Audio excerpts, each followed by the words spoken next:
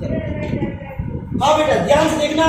मैं बताया था कि क्लोज पैकिंग का सिंपल मतलब था कि किसी भी सॉलिड के कंस्टिट्यूएंट पार्टिकल्स को एक पर्टिकुलर मैनर में अरेंज करना क्लोज पैकिंग कहलाता है। ये बता के रखा था। और इस अरेंज करने की 3 मेथड हो सकते हैं, 1D, 2D एंड 3D। तो सबसे पहले एक्सप्लेन करने वाला हूँ 1D। डेफिनेशन में लिखवा रखा था कि 1D का सिंपल मतलब होता है कि जब मैं किसी सॉलिड के कंस्टिट्यूएंट पार्टिकल्स को केवल एक एक्सिस में अरेंज करने की कोशिश करूं तो यह अरेंजमेंट 1 डायमेंशनल क्लोज पैकिंग कहलाता है। ये दूसरे कहते हैं। अब देखना बेटा मैं ऐसे बता रहा था कि 1 डायमेंशनल अरेंजमेंट या 1D क्लोज पैकिंग में मैं किसी कंस्टिट्यूएंट पार्टिकल को अरेंज करता हूं। देखिए कैसे बेटा, यहाँ पर ये देखो मैं इस तरह से अरेंज करते जा रहा हूँ। यहाँ पर देखो केवल ये एक एक्सिस पर होगा, केवल इधर दिखाई दे रहा है क्या? चाहे आप इसको x मान लो या y मान लो या z मान लो, जो भी एक्सिस मानोगे पर एक्सिस तो वही दिखाई दे रहा है। हो सकता है ऐसे ना अरेंज करके आप इस कंस्टिट्यूएंट पार्टिकल्स को ऐसे अरेंज कर दो, आप किसी भी डायरेक्शन में अरेंज कर सकते हो, इससे बिल्कुल फर्क नहीं पड़ता है। लेकिन ध्यान रखिएगा इसमें एक्सिस केवल 1 होने चाहिए, ठीक है। अब बताओ बेटा अगर मैं यहाँ पर बोलूं तो कितने एक्सिस हैं? 1। यहाँ पर बोलूं तो कितने एक्सिस हैं? 1। इसका मतलब ये अरेंजमेंट 1 डायमेंशनल है 100%। अब मुझे बताओ बेटा अगर यहाँ पर से गेट में क्वेश्चन पूछा था बेटा, मेरे गेट के अंदर में ना तो क्या क्वेश्चन पूछा था, मुझे बताओ इसका कोऑर्डिनेशन नंबर कितना होगा बेटा कि 1 डायमेंशनल अरेंजमेंट या 1 डायमेंशनल क्लोज पैकिंग में कोऑर्डिनेशन नंबर कितना होगा? कितना होगा? Very good. देखो मैं डार्क कर दे रहा हूं बेटा, इसको डार्क करूंगा तो बताओ ये और कितने एटम को टच करके रखा है? 2 ना। यहाँ पर क्या बोलोगे आप? 2। लेकिन बेटा उसने एक बात मेंशन करके रखा था कि 2 ऑप्शन में था ही नहीं। अब 2 ऑप्शन में नहीं था तो कौन कौन सा ऑप्शन था देखिएगा। मैं ऑप्शन लिख देता हूँ बेटा। पहला ऑप्शन 1 लिख दिए, दूसरा 3 था, 4 था और इसमें हाफ भी था शायद। लेकिन 3 ऑप्शन से कंफर्म था 1, 3, 2 नहीं था। अब यहाँ बस प्रॉब्लम आना शुरू हो गया कि हमने पढ़ा तो सही कि कोऑर्डिनेशन नंबर 2 होता है, तो बताओ करेक्ट ऑप्शन अब क्या होगा? 4 होगा। 4 और ऑप्शन गलत है। करेक्ट ऑप्शन बेटा इसका 1। अब कैसे, अब समझाने की मैं कोशिश करता हूँ। देखो अगर मैं ये सेंटर एटम का बोलूं तो कोऑर्डिनेशन नंबर 2 दिखाई दे रहा है, लेकिन अगर मैं साइड वाले को बोलूंगा बेटा तो कितना हो जाएगा? 1। इसका मतलब कि अगर वो 2 ना दिखाई दे तो किसको ऑप्शन मारोगे आप? देखना जेई का जेई एडवांस में क्वेश्चन पूछेगी 100% मान के चलो। किसके चक्कर में आए मुझे पता नहीं है, किसके शिफ्ट में आएगा, पर ये क्वेश्चन आने के चांसेस है। तो समझ में आ गया? दूसरी बात और मुझे बता दो बेटा इसमें वॉइड कौन सा पाया जाएगा? अब बताओ इसमें कोई वॉइड प्रेजेंट है कि अगर मैं इन सारे कंस्टिट्यूएंट पार्टिकल्स को अरेंज करते जाता हूँ तो इनके बीच में कुछ गैप दिखाई दे रहा है? गैप यस और नो? नो नहीं दिखाई दे रहा बेटा। गैप किसको बोलते हैं? ऐसे ना इनके बीच में खाली स्थान रहे, ये तो पूरी तरह से टच हो गया है ना, तो क्या है बेटा इसमें कोई भी रिक्त स्थान नहीं है, मतलब नो वॉइड। तो आप लिख सकते हो, यही अपने को समझाना था। तो कॉपी कर लो कि 1 डायमेंशनल क्लोज पैकिंग के अंदर में कोऑर्डिनेशन नंबर 2 भी हो सकता है और 1 भी हो सकता है। 2 किसके लिए है? सेंटर एटम का, सेंटर एटम का। और 1 किसका बेटा? साइड। यहाँ पर बोलेंगे साइड वाले, साइड। देखो इतना हम लोग भी समझ में नहीं आ रहा था, क्वेश्चन में छोड़ के आ रहे, नेगेटिव मार्किंग रहता है ना, क्या करोगे? हम लोग सोच रहे कैसे ऑप्शन ही नहीं दिया, तो हम लोग क्वेश्चन गलत बोल दिए थे। गलत कैसे? वो सही है। फिर हमको सर ने डांट के बताया ऐसे करेक्ट ऑप्शन। ये जो मैं बोल रहा हूँ इसको सब पे एडिट करना पड़ेगा, तो जो देखेंगे बाद में अरे क्लास कैसे समझाता है ये सिस्टम।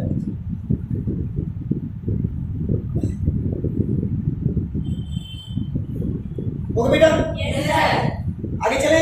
देखो 2 डायमेंशनल क्लोज पैकिंग। अब 2 डायमेंशनल क्लोज पैकिंग को मुझे सेंटर में लिखना पड़ेगा।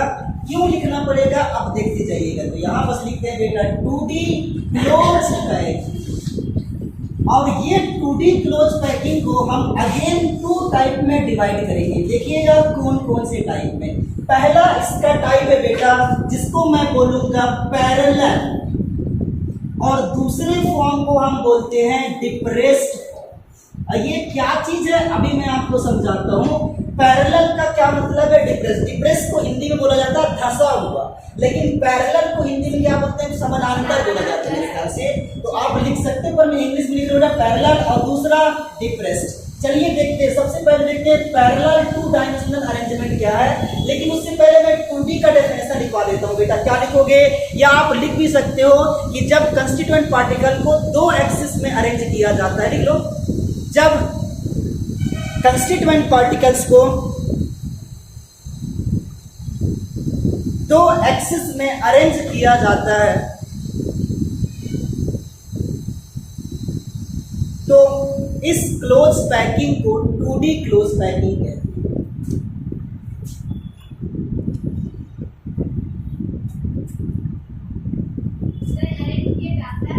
तो इसे 2D क्लोज पैकिंग बोलते हैं, या इस क्लोज पैकिंग को 2D क्लोज पैकिंग। आप जो भी लिखना चाहो लिख सकते हो। भाई ऑनलाइन वालों कोई मैसेज किए हो क्या? देखते हैं क्या मैसेज किए हो। हाँ आवाज आ रही ना? हाँ बेटा, मैंने ये बोला कि जब कंस्टिट्यूएंट पार्टिकल को 2 एक्सिस में व्यवस्थित किया जाता है तो इसे 2D क्लोज पैकिंग कहते हैं। ठीक है, लिख लिए? कौन बोल रही थी? लिख ली? कंफर्म है बेटा? चलो अब देखो बेटा पैरेलल क्या है। देखो 2D का मतलब आपको समझाता हूं। अगर मैं इसको इस एक्सिस में अरेंज कर रहा हूं तो आप इसको x मान लो, y मान लो, बिल्कुल फर्क नहीं पड़ता है। एक काम करते हैं, इसके नीचे में पैरेलल मतलब इसी के समानांतर, इसी के जैसे बेटा। तो ये हो गया, आप ऐसे अरेंज करते जाओ, ऐसे अरेंज करते जाओ, ऐसे अरेंज, और मैं इसको अरेंज करते जाऊंगा। देखिए कैसे इसके नीचे में, हालांकि बिल्कुल इक्वल नहीं बना हुआ है, पर आप महसूस करना है कि बिल्कुल इक्वल बना हुआ है। ठीक है, अब बेटा बताओ, इधर अगर मैं एक्स एक्सिस मानता हूं तो एक लाइन मुझे इधर दिखाई दे रहा है। कितने एक्सिस है इसमें? तो क्या मैं इसको 2D बोल सकता हूँ? और कंस्टिट्यूएंट पार्टिकल्स का अरेंजमेंट कैसा है? पैरेलल दिखाई दे रहा है, तो बोलेंगे बेटा पैरेलल 2D क्लोज पैकिंग। कोई प्रॉब्लम्स? आगे चलते हैं। अब मुझे बताओ बेटा, इसका कोऑर्डिनेशन नंबर सबसे पहले निकालते हैं कि इसका CN या मैं बोल दूं कोऑर्डिनेशन नंबर कितना होगा। तो एक काम करें, एक एटम को डार्क करते हैं। डार्क कैसे करते हैं बेटा? इस एटम को मैं डार्क कर देता हूं। अब मुझे बताओ ये और कितने एटम को टच करके रखा है? इसको किया, इसको भी किया है, इसको, इसको और इसको। कितने एटम को टच किया बेटा? तो यहाँ बस क्या लिखेंगे? Coordination number 4।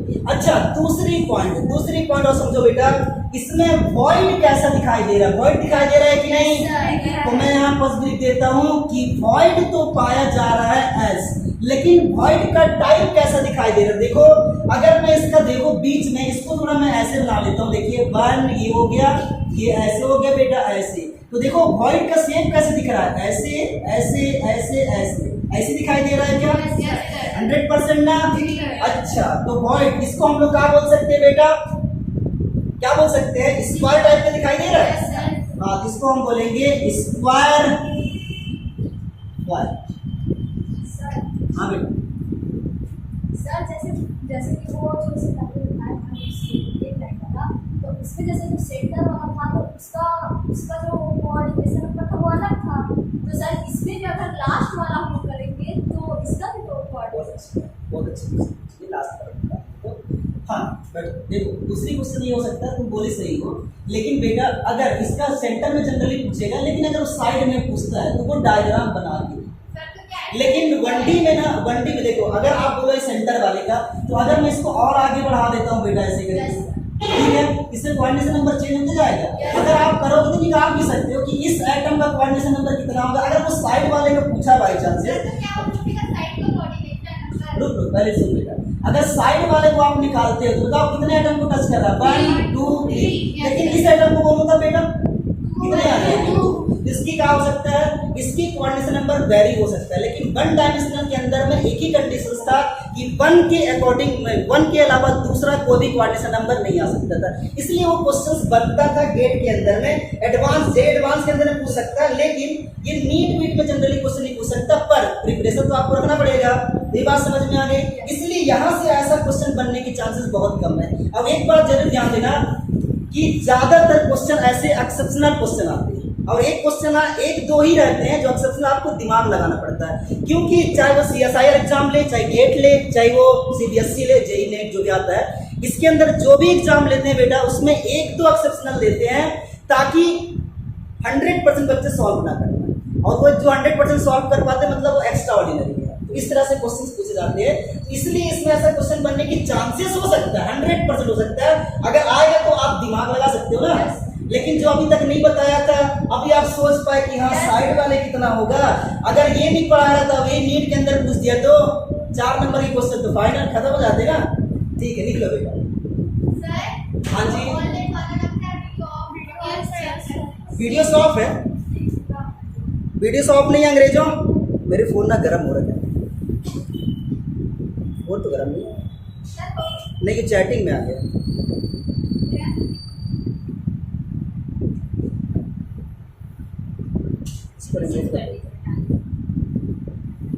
मेरे फोन गर्म नहीं हो रहा है, अरे बार बार मैं मुड़ जाता है। एक मिनट रुकना भाई, ऑनलाइन क्लास वालों, मैं आपकी इस प्रॉब्लम सॉल्व करता हूँ। चलिए क्या करना पड़ेगा ना, इस फोन पर बैक करके करना पड़ेगा, हीट बहुत होगा सैमसंग फोन।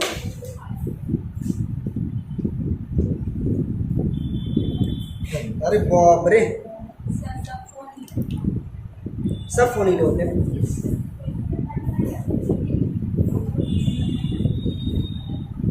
नेटवर्क प्रॉब्लम आएगा, बैक कैमरा।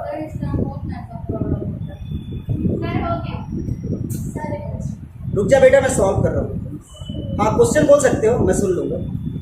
सर जैसे वो 4 बार 2 बार 2 के नीचे रहते तो वो स्क्वायर शेप में आया है, मगर अगर 2 के नीचे बस एक ही बनाएंगे तो वो ट्रायंगल शेप में आएगा। कैसे? वो एक आएगा ना, दिल्ली आएगा।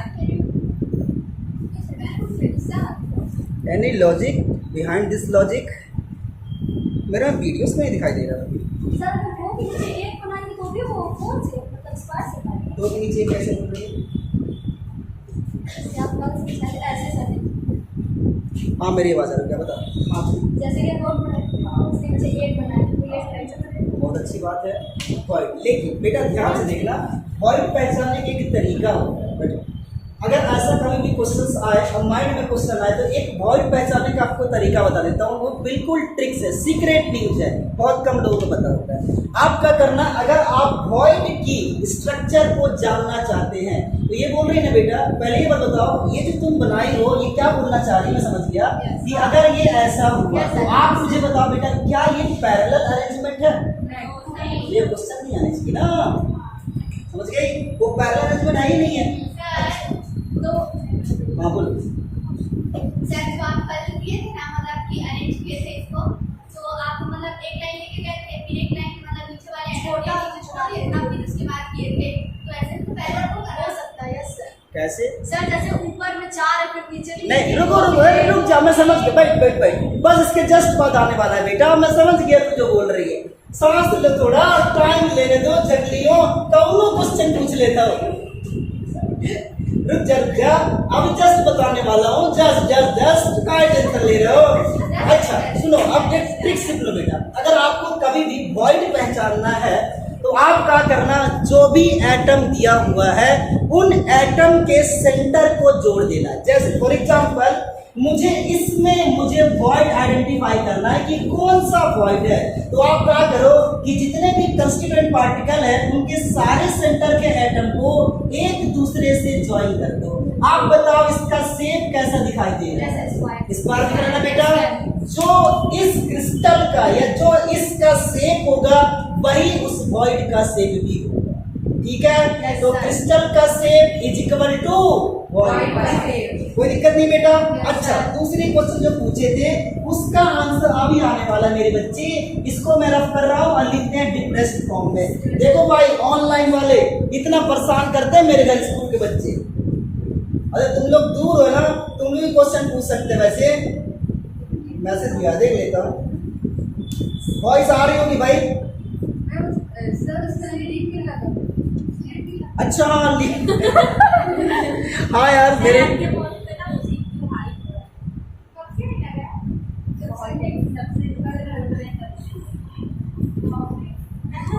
इसकी तो मैं सारा बैकग्राउंड ऑफ कर दिया था।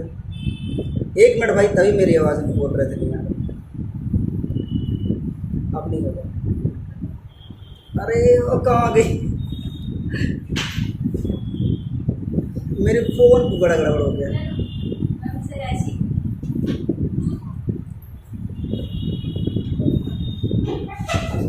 अब देखो, अब आ गया मेरी आवाज़। हाँ समझ गए। चलो डिप्रेस फॉर्म देखो बेटा, ये देखो आप इसको 2 डायमेंशनल में अरेंज करना और 2 डायमेंशनल अरेंजमेंट जो क्वेश्चन पूछे थे उसका आंसर देना। पैरेलल नहीं करना है बेटा। ये देखो, ये पूछ रही थी आलिया और यही क्वेश्चन पूछ रही थी अंजलि। पूछ अगली, यस सर। यही क्वेश्चन पूछ रही थी ना। Yes sir. अब देखो, चूड़ी दिखा दो, चूड़ी या चूड़ा जो ही पहनो आप, ऐसे होंगे ना। मेरे ख्याल से आप समझ गए होंगे मैं कैसे अरेंज कर। लड़कियों तो रंगोली बहुत बनाते हैं, याद होगा। अब देखो ध्यान से बेटा, पहले लाइन अगर आप देखोगे तो ये कैसे दिख रहा है, अलग टाइप में दिख रहा है। दूसरा इसके बीच बीच में प्रेजेंट है, इसी को हम लोग बोलते हैं डिप्रेस्ड। ठीक है, अब बताओ कितना एक्सिस है बेटा? 2। कितना एक्सिस? 2 एक्सिस है, इसलिए इसको हम लोग क्या बोलेंगे? 2D। और फॉर्म कैसा है ये? डिप्रेस्ड फॉर्म है, तो 2D depressed form close bracket बोल सकते हैं। yes. अच्छा, अब इसमें आपको आइडेंटिफाई करना है बेटा क्या? पहला मुझे बता दो इसका वॉइड और दूसरा मुझे बता दो CL, मतलब कि कोऑर्डिनेशन नंबर। अच्छा, पहले कोऑर्डिनेशन नंबर करो। देखो इसको मैं डार्क कर रहा हूँ बेटा, और यह इसको टच कर रहा है, इसको भी, इसको भी, इसको भी, इसको भी। कैसे बन रहा है बेटा? बताओ कोऑर्डिनेशन नंबर कितना? कोऑर्डिनेशन नंबर कितना? 3। तो यहाँ पास क्या हो जाएगा बेटा? 6। Coordination number 6। वॉइड बताओ, वॉइड कैसे दिखाई दे रहा है? कैसा? सच कोड़िए कैसे दिख रहा है? वॉइड पता करो ना। हाँ, ऐसे देखो, ये दिख रहा होगा बेटा। अरे कैसे दिख रहा है ये? ट्राइगोनल। ये दिख रहा है बेटा, इसको बोलते हैं ट्राइएंगुलर। अरे नहीं, इसका वॉइड देखो ना झगड़ियों। इसका एक एक्सेप्शनल केसेस है, या यही एक्सेप्शनल है एक्चुअली। ठीक है, एक्सेप्शनल है। ऐसे नहीं करना बेटा। आप देखो 3 एटम को मिलाओ, 1, 2 और ये। ठीक है, तो बताओ कैसे शेप दिखाई दे रहा है? तो क्या बोल सकते हैं इसको? ट्रायंगुलर। ऐसे को बोलते हैं त्रिकोणीय मेरे ख्याल से। तो आप लिख लो कि ये हो गया है त्रिकोणीय। कईनों कुछ भी बोल देते हो भाई, थोड़ा तो दिमाग लगा लो। यही क्वेश्चन पूछ रही थी ना, चलिए यही पूछ रही थी तो कि ये ऐसे होगा तो फिर ऐसे होगा तो पैरेलल कैसे हो जाएगा? तो डिप्रेस्ड में आ गया ना बेटा। 3 उनके एडजेसेंट एटम कौन से? एडजेसेंट एटम को मिलाना था ना, जो एक दूसरे पे टच किए हुए हैं। ये एटम किसको टच किया? इसी बस किया। यहाँ करो तो इसको ऐसे बनेगा, इसको भी करो तो भी तो ऐसे बनेगा, इसको भी करो तो तीनों कहीं से बनाना वैसे ही बनेगा। ट्रायंगुलर ही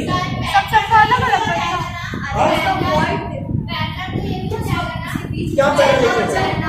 क्या बोल रही?